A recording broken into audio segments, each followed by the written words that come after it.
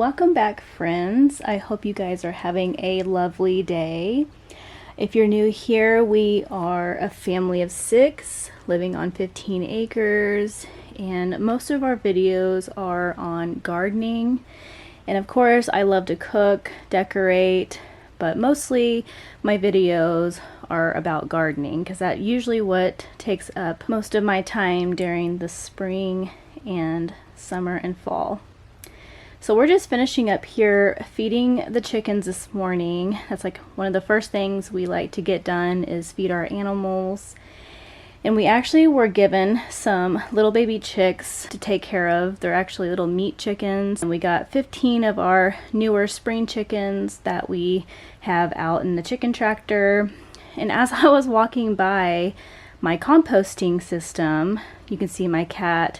He is sitting up on the ledge. I actually put him up there because I noticed that there was a mouse inside of my compost and he's been eating all of my scraps. So I put Mr. Whiskers up here to see if he could get a hold of this mouse eventually. And honestly, he actually heard the mouse in there, so now he knows that there is one in there. So I'm hoping that he will get him eventually so we can keep that mouse out of my compost. He didn't catch this mouse this day, and I noticed the next day he actually went back out there. He knows he's there, so that's a good sign that my cat keeps going back and checking to see if he can get that mouse for me. So really happy that I have a great cat that is a really good hunter. So moving on into the garden this morning, I didn't film the rest of what I did last week, but I did put in all my brassicas last week. I'm sure some of you guys seen that video on how exactly I do step by step on how I plant all of that. And then after my camera died that day, I transplanted a lot of my spinach and beets, and I actually need to seed more beets. And I planted a lot of my lettuce. So I did some romaine lettuce and a lot of this other colorful lettuce. It's so good. It's like one of the best lettuces that we've ever grown.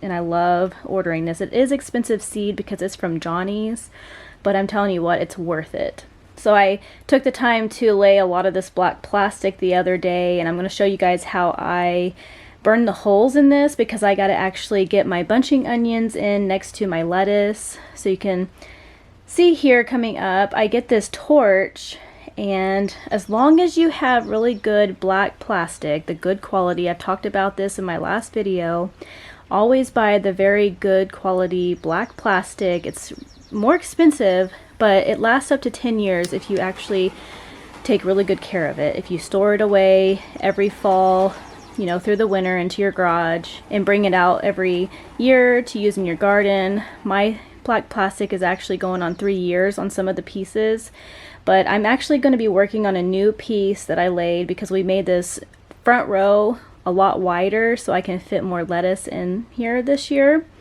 So I literally just take this torch and I just go through slowly, and I try to do like 2.5 inches burning these holes. So I just take my time, go really slow. Sometimes the black plastic will catch on fire, so you just got to step on it. And if you use the cheap stuff, it'll definitely catch on fire. So don't ever use the cheap stuff because you will literally probably ruin a whole piece of plastic. So these are my bunching onions. They honestly really needed to get out of the greenhouse and get into the ground, but we had so much rain, I was just waiting. Honestly, I just eyeballed on my spacing just because of my lettuce. I'm going to be using this plastic from here on out every year, so I wanted to be really careful on how well I spaced out all of my holes. I have interplanted my bunching onions last year with my lettuce and it worked out great. Just whatever you're planting, just kind of keep in mind on spacing whenever you're burning your holes. So future wise, you can always use that same piece of plastic for an area or for a specific vegetable. And I actually mentioned last week on one of my videos, at the end of the year, I take a piece of tape and I always put on that tape of what I was planting in that plastic for that year. I can't tell you how much time I have saved every spring just by labeling all of my black plastic and exactly where to go in the garden that spring. It just saves so much time, so I highly recommend doing that because That way you're not just trying to figure out what row goes where, because my garden, all of my rows are different sizes. They're not all 20 foot long, so this saves a ton of time. So going back and talking about this torch real quick, it's actually really super easy to use. You can find these at Walmart or a hardware store. Literally just turn this knob right here and it makes the gas come out, and then you ignite it by pushing this button. And then you go back to this knob and you adjust how big you want the flame to be. And you can actually turn off the flame with that knob as well. So it's really super easy to use. Of course, I love to water everything in when I'm done planting. Again, morning and evening is when I plant, and I usually like to fertilize right after I plant too, an organic fertilizer, but I didn't do that here with these bunching onions. So now I like to get into how I start my tomato seedlings. So I don't like to start my tomatoes until like a month until I have to plant out. So usually that's around April 1st. We are in zone 6B. Tomatoes grow pretty quickly. It still gets pretty cold out throughout the month of April, so I don't like to start too early just because I don't like walking back and forth every day to the greenhouse if we're gonna get like a really cold temperature at night. So I always start in soil blocks, and I will end up transplanting them into solo cups. I find that using solo cups are deep enough for the tomato roots, and they're just so much healthier using a deeper container, because usually I used to do 4-inch pots. They would quickly grow out of those pots and I would have to end up using a solo cup eventually, or a bigger container. So this year I know to just go straight to a solo cup using my soil blocks. And I usually plant like 2 to 3 seeds per soil block, and then here later on, whenever they start growing really well, I will thin them out to 1 plant per pot. And then I just take a Sharpie and just write the variety of tomato on the side of the cup. And again, these will probably be 3 weeks until I start planting these out, maybe 4 weeks. So I'm not worried about the permanent marker washing off these cups, because it's only 3 weeks away until I'm planting all of this. And these will grow pretty quickly. And I'm going to show you guys how these look in my greenhouse. There's a certain way I place everything in the greenhouse whenever I'm coming from the house, from artificial lights to the greenhouse sun.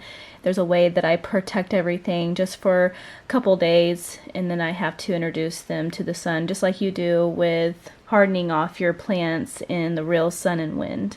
So this is what my tray of soil blocks look like. I take a piece of tape and write the variety, how many I have in these rows, and it just keeps me organized. So I just take these little blocks and set them inside the solo cups. Super easy. You can see that I have 2 to 3 seeds that sprouted up. I will be thinning those out within the next week. So after I repotted everything, I took everything to the greenhouse, and I like to put all of my containers on the floor of the greenhouse.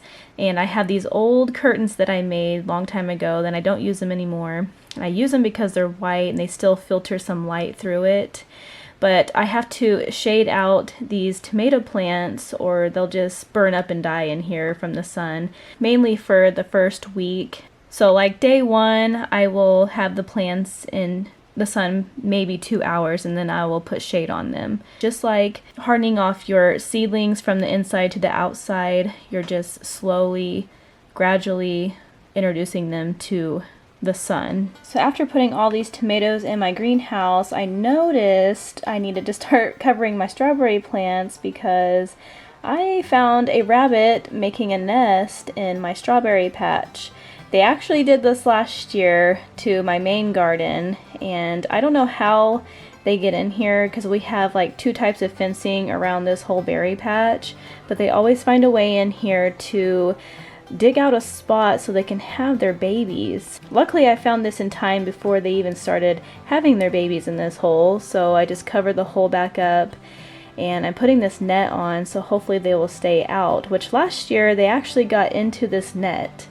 Luckily, they only damaged a couple strawberry plants. I'm hoping, getting ahead of this, covering these right now, that they will stay away.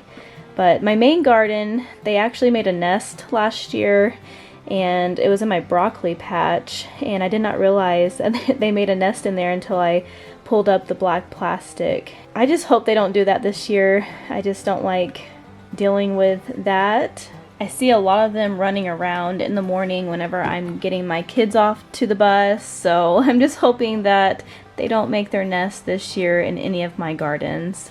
Well, you guys, thank you guys so much for watching today. That's all I have for today's video. I'll be working on another video for next week, but I appreciate you guys being here, and thank you so much for liking and subscribing to my channel. I really do appreciate it. We will see you guys on the next week's video.